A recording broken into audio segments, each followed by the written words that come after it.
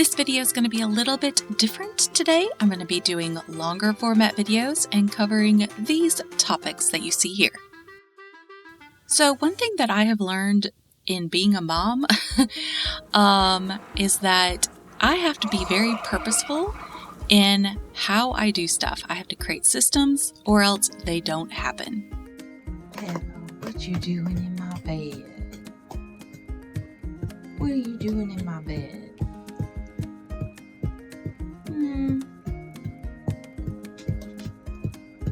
You have your own bed with a nice quilt. So systems really help me. I have never been a system person. I've just kind of been a go with the flow person. But since being a mom, I don't have as much time and I have to definitely be a systems person. So one of the systems that I've created for myself is to remember to change my sheets because my ADD brain does not remember. I've actually purchased some holiday sheets, and right now I have Snoopy Halloween sheets on my bed, and when Halloween is over, I know I need to change my sheets. So I took this concept of creating systems for myself in real life and put them into my art. So one of the systems that I've created, and I highly recommend that you do it, is taking the colors that you have and trying to figure out where they would be located on the color wheel.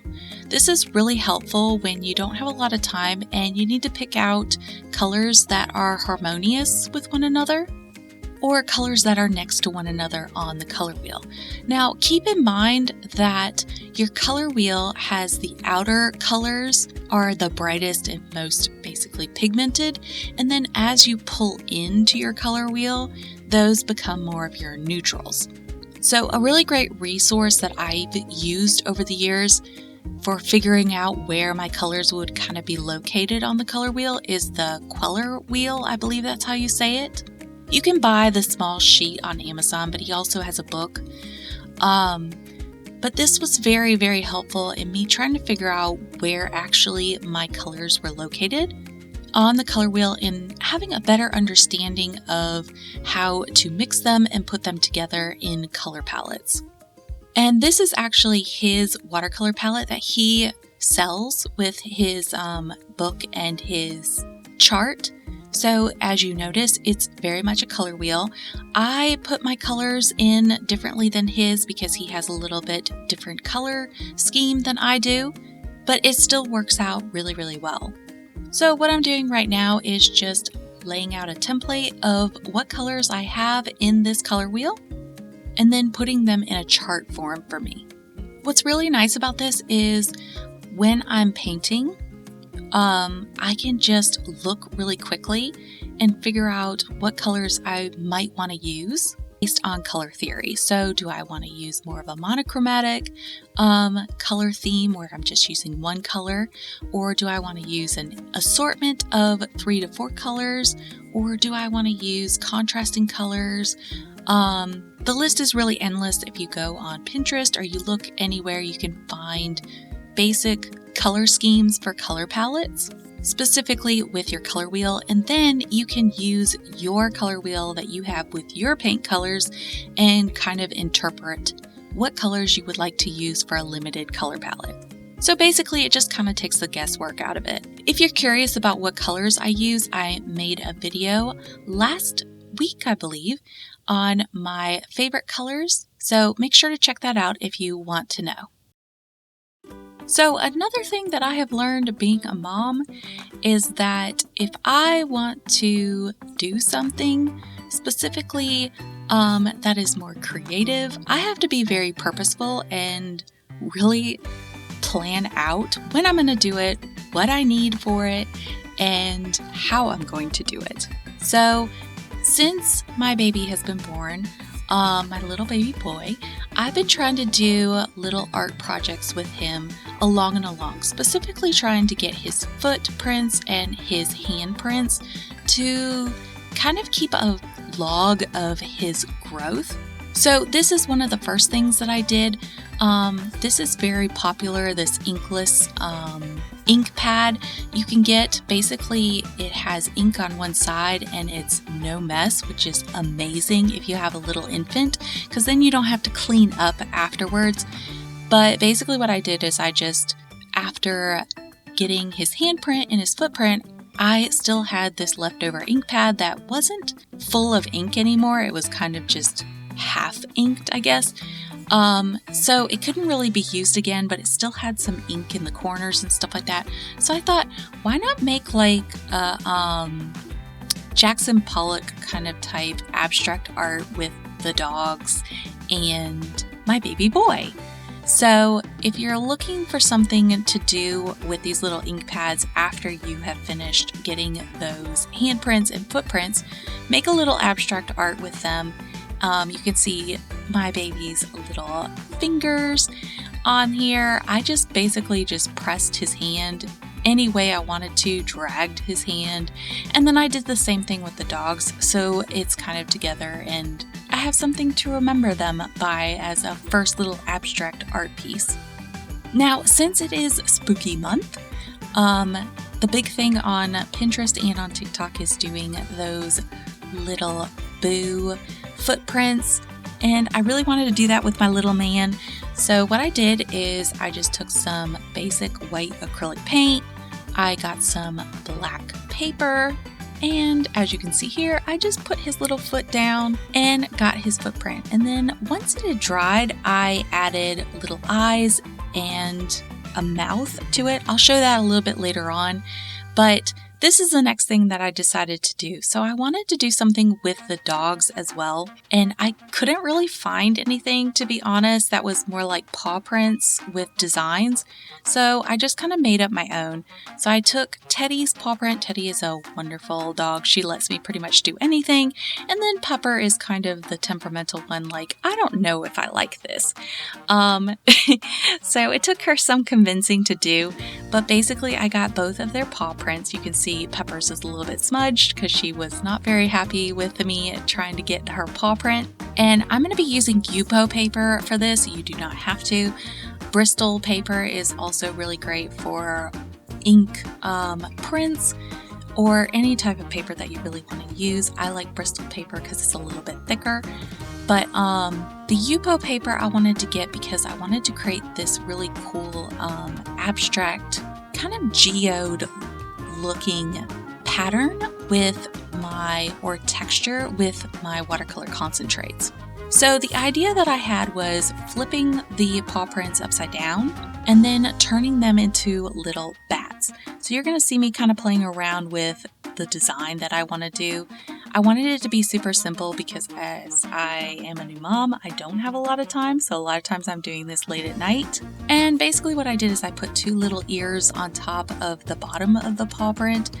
And then I just put two swooping lines with lines coming out that are supposed to be the bat wings. So you can kind of see the two little paw pads at the side are his arms for the bat, and then the two little paw pads at the bottom are supposed to be his little feet.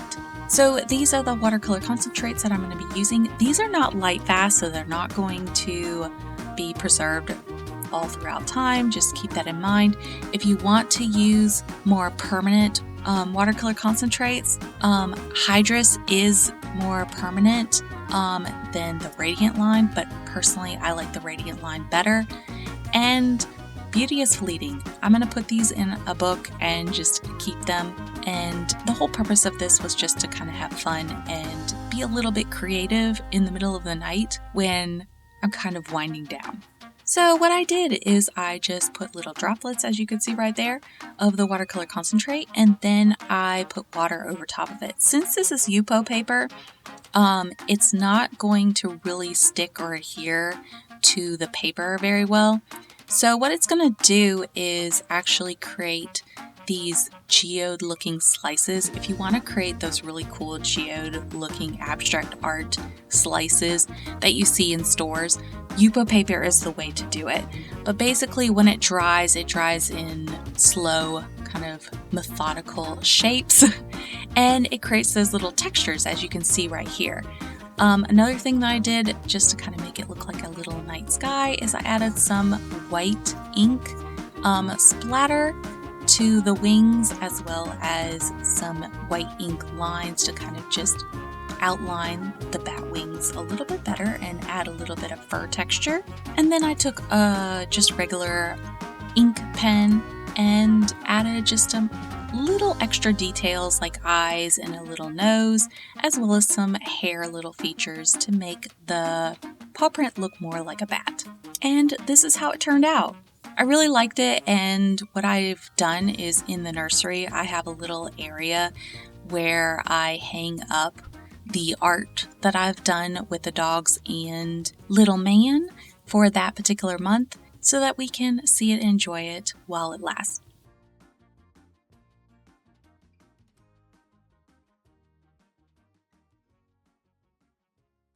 So now let's get back to choosing harmonious colors, and I'm going to walk you through an illustration that I painted with watercolor concentrates and how I basically choose my colors. So a lot of you have asked in the past how I choose my colors, and sometimes it's a little bit hard for me to describe, so I'm hoping that this video can kind of clarify it a little bit more.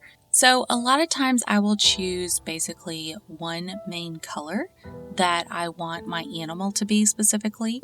So for this particular drawing, I am going to be doing an owl painting, and the colors that I'm going to be choosing are right next to one another on the color wheel. So this is the reason why I use my color wheel so much. So I'm going to be using more of a opera rose. It's wild rose in the P.H. Martin's concentrate. I'm using a kind of mauve-y color, purple, that's what the cup is. And then I'm using a ultra blue in the watercolor concentrates and a violet. These colors, like I said, are right next to one another on the color wheel. And what I'm going to do is just kind of go back and forth. My shadows are going to be the darker colors, so that will be the violet and the deeper blue color. I also used a little bit of French ultramarine from my watercolor paints. This is one reason why I like using the P.H. Martin's Radiant line. They actually mix pretty well with my watercolor paints, whereas my Hydrus ones, they don't. So they kind of create these really weird textures because it's basically two pigments mixing together and they do not like each other. But the Radiant line I've found pretty much with most of the colors that I use, they don't separate or create weird textures when I add my watercolor paints to them. So as you can see here, I'm using the kind of a watered down version of that purple and blue together to create my shadows. This is honestly what really makes my paintings, I think, pop. Understanding where your shadows are located and where to place them really helps create definition in a painting. And then the next thing I'm going to do is add white highlights back into my painting. I like to do this with white ink as well as with white ink pens. And basically I'll just add little dots of white ink here and there, just to kind of add a little bit of texture element. And then this is where color theory really comes in. So for me personally, I really like to use pops of color here and there. And the way I do that is I use contrasting colors. So as you can see, as I talked about earlier, I've used purples as well as blues and pinks for this particular illustration. So what I'm going to do is kind of try and figure out what are the opposite colors of these. So the opposite color of violet would be more of my yellows, the opposite color of the pink would be more of my greens, and then the opposite color of my blue would be more of my oranges.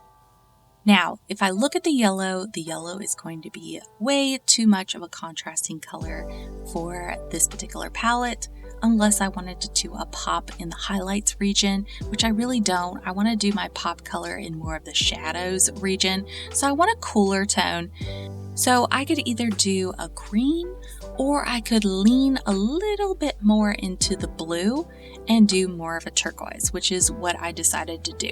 So this is kind of the thought process that I use when I'm picking out colors, specifically pop colors, to add to my paintings. I will usually kind of evaluate what would be a good contrasting color and then kind of choose based on the color wheel, what I think would work well with the color palette that I have. Since I want to use a contrasting color that is more harmonious but also a pop of color, I'm going to lean more towards the cooler version of the green, so that would be a turquoise, and add that to specifically my shadows. If I wanted to add a highlight color, I would probably lean more towards the yellow or even maybe some of the orange, but a very, very light pale orange for this painting. But I specifically just wanted to give the pop color with my shadows. So I added this particular color to basically the little shadows underneath the feathers, as well as just some textures on the edges where the line basically meets the color. So the outline of the ink drawing, I'm putting a nice little line of this turquoise color right next to it to kind of just make it pop a little bit more. So that's a little bit of a look into how I choose colors, kind of the cheat sheet that I use for choosing colors, and also what supplies I use and kind of the thought process of how I go about creating these projects. So for those of you who follow me on Instagram and Facebook, this past week I asked you, what would you name this little owl? And I chose two names, kind of like a little bit of a version of both, one from Facebook and one from Instagram. And this little owl, I thought his name would be Mr. Beanie Joe, or a cup of Joe because he's addicted to coffee, and beans because of coffee beans. So if you want to help me name some of my illustrations, make sure to follow me on Facebook and Instagram. I'm going to be posting those drawings that I do over there and then asking for your help in naming them, and we will name them together. So for this week's question of the week, what traditions or things do you do every year or remember doing as a kid for Halloween? My family didn't really celebrate Halloween, so I'm trying to figure out things that are cutesy and fun to do with my son that are Halloween kind of based, but not spooky and super scary, just kind of the cutesy fun stuff. So I am curious, what type of things did you do as a kid or do you do now with family to kind of celebrate the spooky season? So if you like this video, please make sure to leave a like. It really does help the channel and it helps boost this video. And it also helps me know that you like this particular type of content. Lots of love, y'all. Happy painting, and I will see you next time.